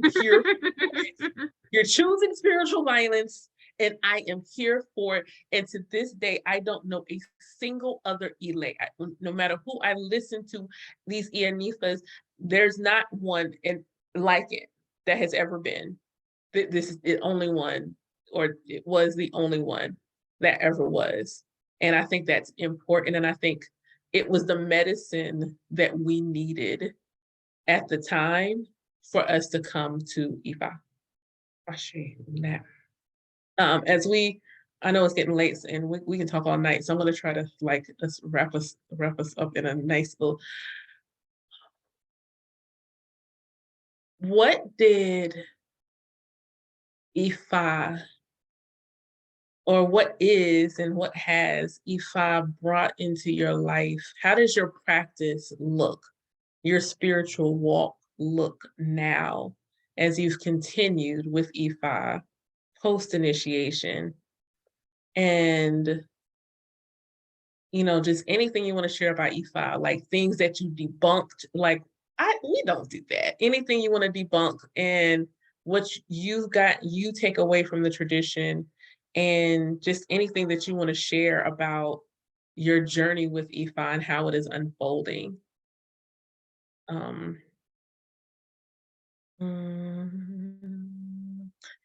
Yeah, don't burp. Okay, there we go. Sorry, excuse me. I had a whole man moment. It's gonna burp real loud.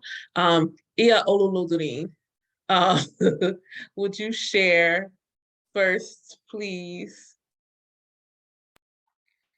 Repeat the question one more time. I had a neurodivergent moment. So You're good. You're good, sugar. What anything you want to share about your life, how Ifa has positively or in any way impacted your life, and anything you want to debunk that maybe you heard, or that as you're in your own journey with these energies not to be true for you. I think the whole, oh, they're wrathful and they're gonna, drag you if you don't do XYZ, because as soon after our initiation, I had a healing crisis. It like everything that was in me that was I knew was already building up of like illness wise, it got shook out. And it was during the whole time I was thinking, oh my God, is this a punishment? But every time I'd have dreams or there were divinations or the people that they would send me was like, no, no, we got your back. We got your back. We love you. We love you.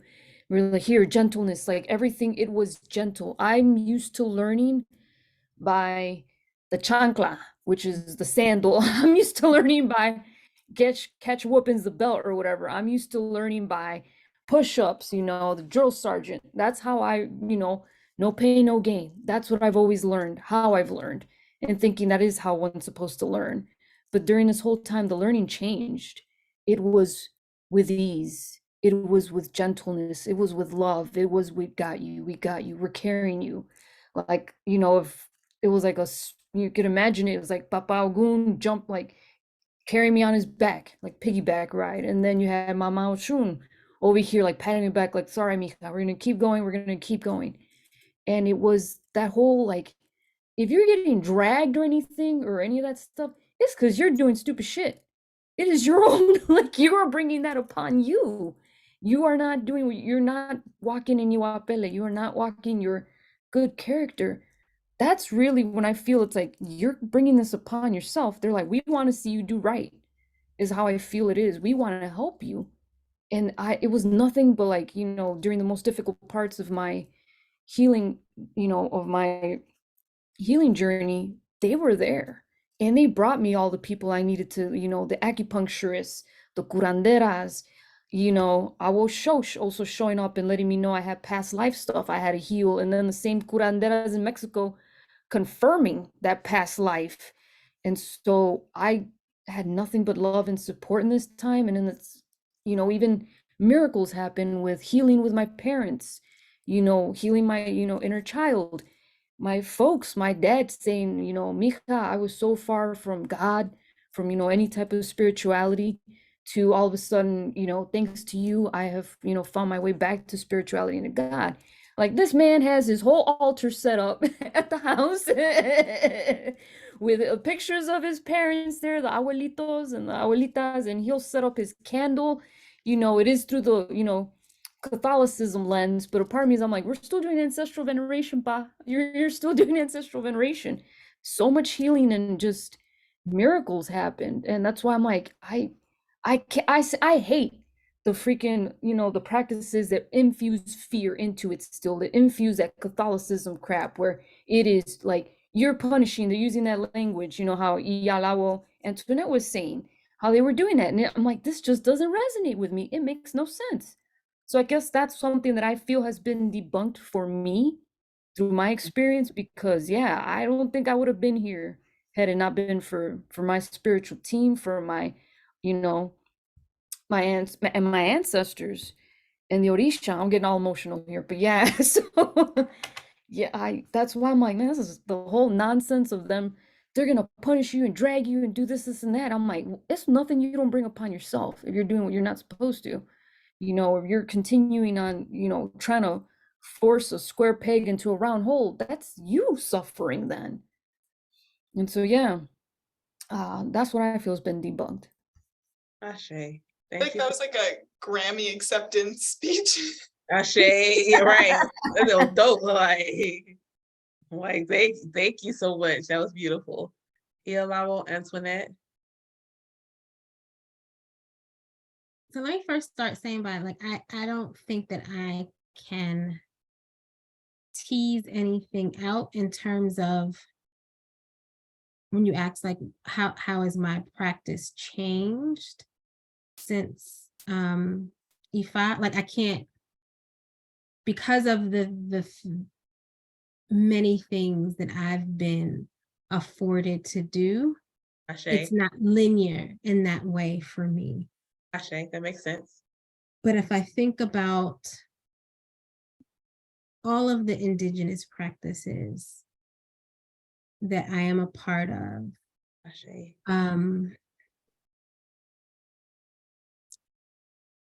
so I'm just saying how I need to say it. That everything is bullshit and that is everything combined. So what I mean by that is all of this shit is the same thing with a different name. Facts. That part, yes. Sorry. 1000% Same agree. thing with a different. So within all of my practices, what I see is the unifying theme in all of it. And I, even Christianity and even Islam, I can look at it from a different appreciation. Everyone has to have their walk.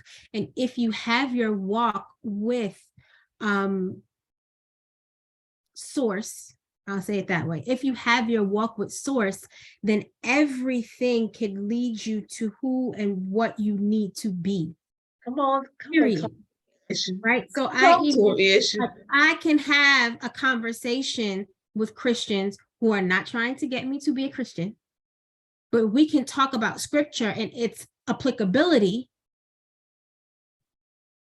And I'm okay with that, right? Like I've realized in these last couple of years, I've started to have a lot of more friends who practice Islam. And it's like, I can have a conversation, like you can bring it up. I'm not triggered. I'm not this. Because there was a point when I first started practicing indigenous medicines where I was like, I want to hear nothing about the Bible. I want to hear nothing about a Jesus. It was very triggering to me and in a negative way. And now, and how can I sustain that when, you know what I mean, my family is, right? Like my mom's side is all Baptist Christian. My dad's side is 7-day, no, that ain't it. Yes. 7-day Adventist. So it's there, right? So to be triggered by that is how am I going to have conversations with people and connections with people?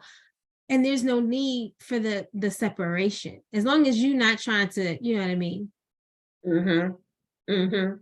Indoctrinate me back into your thing, then it's all good. Because then once you go for that, I know scripture enough where I'm gonna read you. Yes. I know it enough where I can read you, but I don't need to. I don't need to use it in that way. But I can also teach you a different way of what that scripture could also mean. Ashe. Right? So like I think that was another reason why I was like, I don't know if I want to do, like, if I came across as so rigid and regimented. And I've always had a rebellious spirit. Ashe. I've always had one. So it was like, this feels still like church, or I'm perceiving it as church. But then I also had to get in, and you've done a few times, Eshu has come to you and been like, tell her that I'm gonna let her know what this is. Like, I'm gonna let her know, which is what I always want. Like, Spirit, tell me if I'll move that way. I don't give a goddamn what a human says. Like, that's just not the way I'm giving it up. Yep, Ashe. Even within this, it's like, what You can tell me all of these things. Like I adhere to a taboo that an elder gives me because you give me that taboo. Soon as spirit be like, that ain't supposed to be for you, then that ain't gonna be for me. The same way I felt about sins. It's like everybody's sins can't be the same because everybody don't have the same issues that's impeding them from connecting with source. Oh man, we didn't know we was coming to church. We didn't know. So all of those things have been brought to me since I've been practicing, where it's just like, sit down and commune with spirit. That part. However that looks for you. That part. Absolutely. That part. Ashe. Hey, Shay, mic drop, mic drop, mic drop. We didn't know that Yolamo Antoinette was going to stand at the podium and deliver a sermon today. We didn't know we wasn't ready for the sermon. Thank you. I said thank you. And You that's are how so they do it, silly. right? I'm sorry. Okay. All right. Okay. All right. I say, I will show. Wow, yes. I'm living for this energy. How has Ifa changed my practice? It definitely, a big thing for me and for the ancestors that I come from, the victimization wound, strong. And Ifa was like, no, you're not a fucking victim. I don't know. I feel like I had to, excuse my language, I had to do a lot of work around that. Or I guess I thought I'd kind of worked through it, but Ifa was like, here's how you do it. I feel like receiving my taboos completely changed my life. Following my taboos, like, so I feel like it helped me release the victimization because it finally actually allowed the things that were for real blocking me to move out of the way so I could just receive all the stuff that was there. I didn't realize that I was getting in my own way as much as I was. So I feel like Ifa has given me a lot more humility in my practice, a lot more rootedness, especially to the multi-dimensional aspects of my practice. I feel like if I had to choose one word, it would probably be rooted. And I feel more mature and grounded because that's the energy that these spirits bring. And I feel, I think that I think both Iya Olulodorin and Ilawo Antoinette talked about this, but like, I don't know, me perceiving this rigidity around Ifa because it's a religion, and you know, there is a certain level of discipline for sure, but it really does come down to, this is how I have a relationship very personally with spirit, with my Orisha, with my ancestors, and this gives me the tools to do that and to effectively do that and effectively have change. And I feel like divination has really changed my life too, Ifa divination specifically, because it's very clear, it's very specific, it'll tell you the exact things that you need. So I think that's how it's helped me. And also in understanding Ifa divination, it's helped me understand the balance and flows of life. So instead of when things are really tough, me going into that victimization wound, me being like, okay, sometimes this is just part of the flow, or sometimes there's a part of the story you don't see that's going on, or sometimes it's really your character and you need to fix that, or there's people around you that you need to get out of here. So I think that, yeah, I guess I feel a lot more mature sinking into this practice, and I feel a lot more connected and rooted. Ashe. Okay. I wasn't going to ask another one, but it's there. So I'm not going to answer this question yet. I'll answer it after this, what's in my head. Share something about the Iyami. Because I think for us and the way that we crown and initiate it, we have a relationship with the Iyami that I don't hear any other Iyanifas discuss.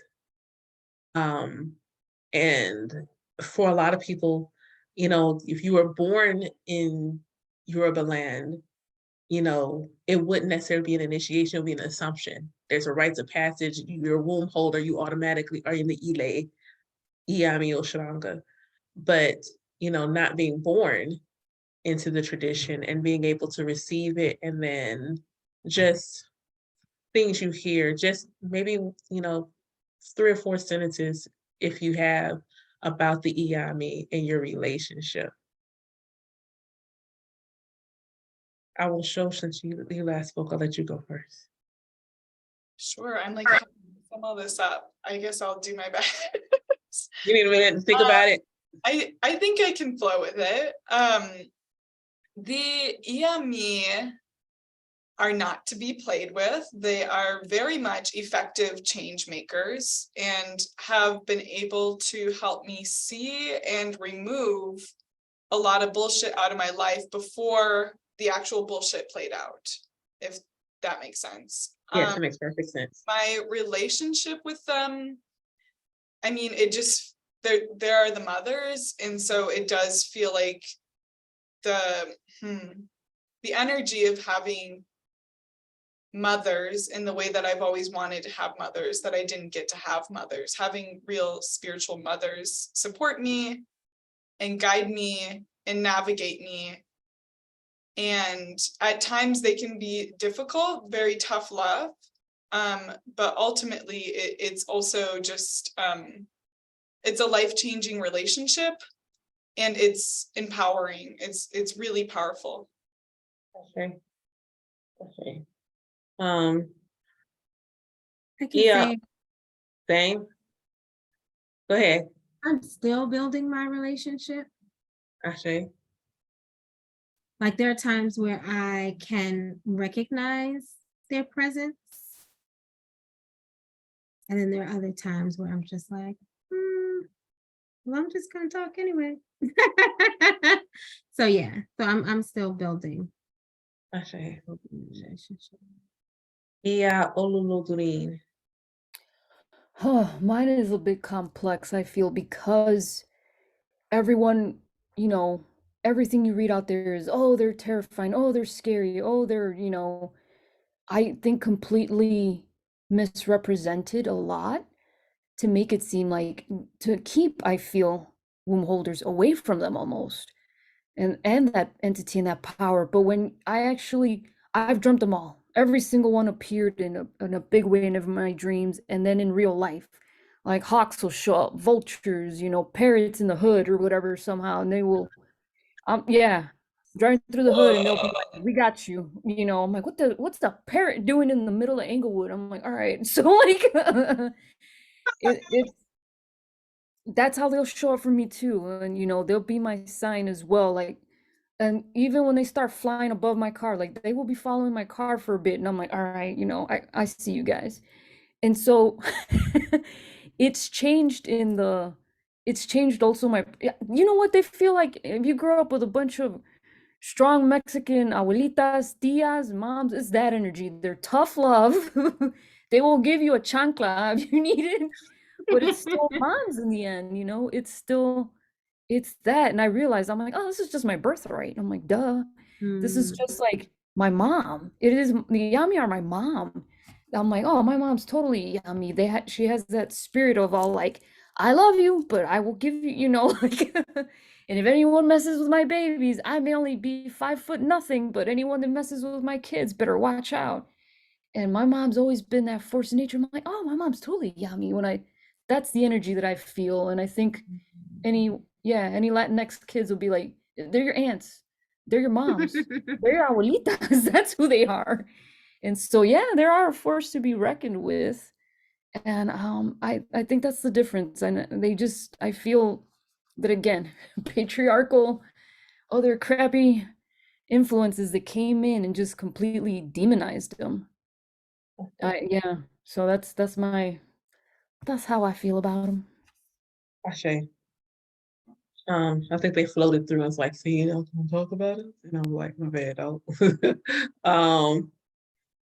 So I'm gonna try to sum my answer to include everything. So much like everyone has said around concern about rigidity. And I'll be honest, the thing that prevented me from feeling that way is actually the books. Because in their books, they would always say, this is a way, not the way. And because of, for me, by the time I got to OWL, I was very much, I had already learned how to feel my intuitive yes. I was very much set in what I wanted my relationship with the Most High to feel like and to be like. And so integrating Ifa was like, okay, this is just giving me some additional structure, but not structure. I never wanted it to feel like me checking off boxes. Mhm. I simply wanted it to be like, these are some extra tools in my toolkit for me to connect to the divine.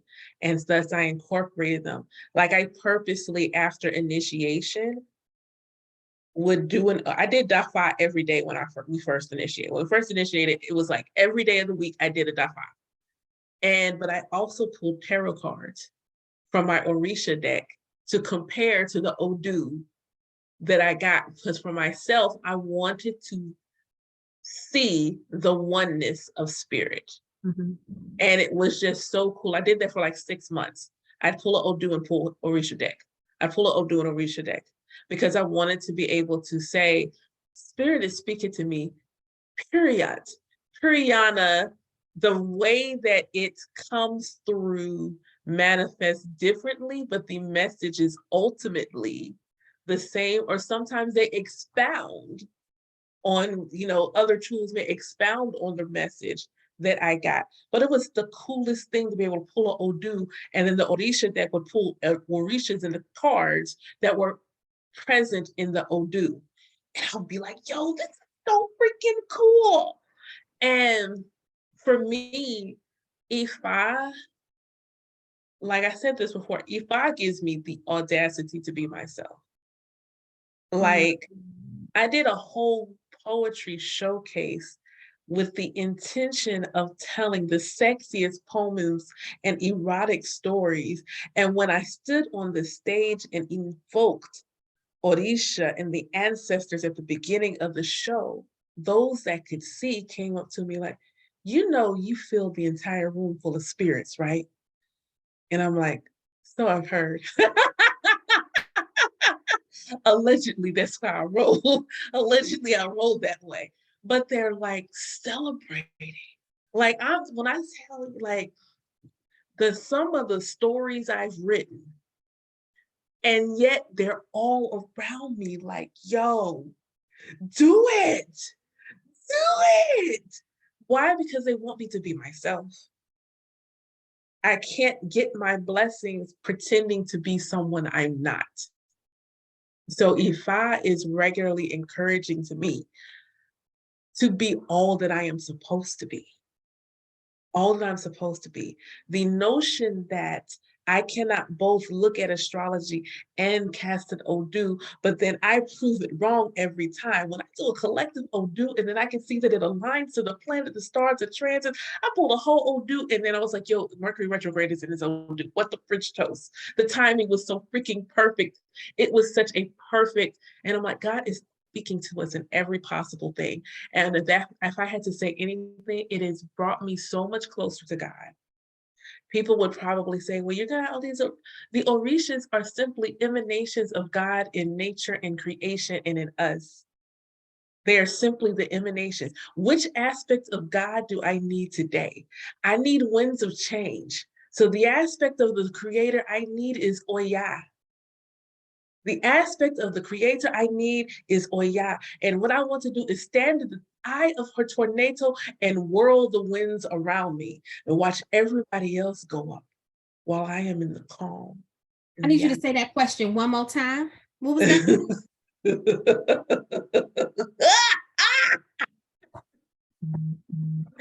They say, which aspect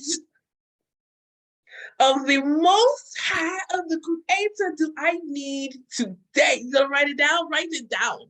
Write it down. Which aspect When I'm looking for protection, do I need a soft and gentle God? Or am I visualizing Ogun with his machete, Shango with his double-sided axe, Ochosi with his arrow, standing at the gates of my domicile with the Iyami floating over my roof? Like, I wish a nigga would. I wish you would. I wish you would come to this domicile with the foolishness. I wish you would. I wouldn't. I got time today. She don't have to do nothing. She's already done what she was supposed to do. She called in the energy she needed to call. We are on deck. We are on standby. It gives me God in everything. I drive down the road and I look at the clouds and I be like, yo, God, who is on cloud duty today? Because they are showing out. They're showing out today.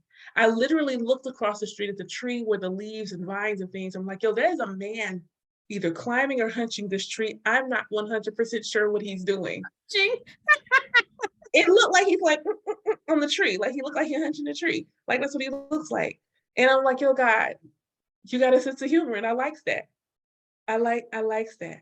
When Ifa speaks to me in divination, I have built a spiritual practice that when I'm divining, it still comes through like me.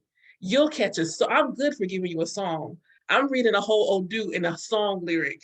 A whole Odu and song off the radio that speak to it are floating through my head. Ifa gives me me. Ifa gave me me. Ifa gave me me. Not shameless plug. That's why the course is the name that it is. From self to source, because they are one. Because we are one. And it's that self-love that is ingrained that we don't even realize. Your Ori is you. It is the most important aspect of your tradition, is to honor you. The most important, if you don't know nothing about no other Orishas, you honor your Ori and your blood, your ancestors. You will always be an Iwapele. Always. Always, because your Ori is always going to call to task. The Orisha is meant to support you. Your Ori is always going to call to task. The Orisha is meant to support you. The Iyami, I think I have an interesting and very unique relationship with the Iyami. The Iyami be like, but you already know. The Iyami always come through like, but you already know. But you already know. Every time I get ready to cast or something for clarity, but you already know. You already know. You've already had the dream. The fact that I was allowed to write them in Oriki in English in my words, and when I recite it, there is pure oneness in it. And I feel like it's important to say that in that way that it's in English, because sometimes when I listen to practitioners talk, they say it's not going to have any power unless it's going to have every bit of power that I have with whatever way I want to say it. In whatever way that I want to say it. The Oriki for Orisani, Oriki, I had been saying it in English for months before meeting Awo. When I first saw it in the Oriki, because I know that one. It does not matter. You are limiting spirit to human aspects, Spirit understands you, period. Point blank, period. The Iyami are mothers. And thus, much like mothers, much like Yemoja, Yelote Oshun, and Iyanza Oya, they are both nurturing and fierce, but not in the way meant to scare you. They're not meant to scare you.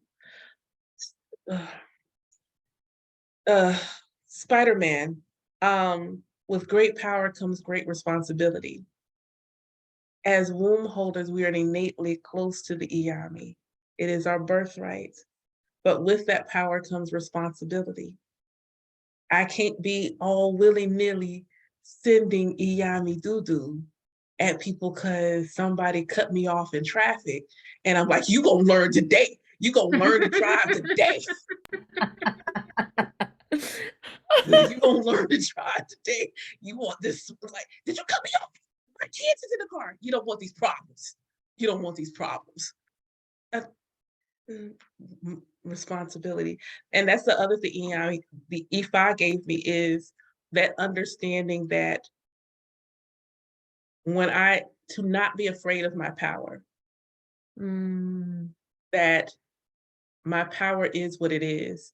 And the fact that I have, Shango, a humbleness about it and a desire to not use it for harm. Mind you, I will protect me and mine, period. Don't think because I put you in a jar of ice, that don't mean I won't. I won't put you in a jar.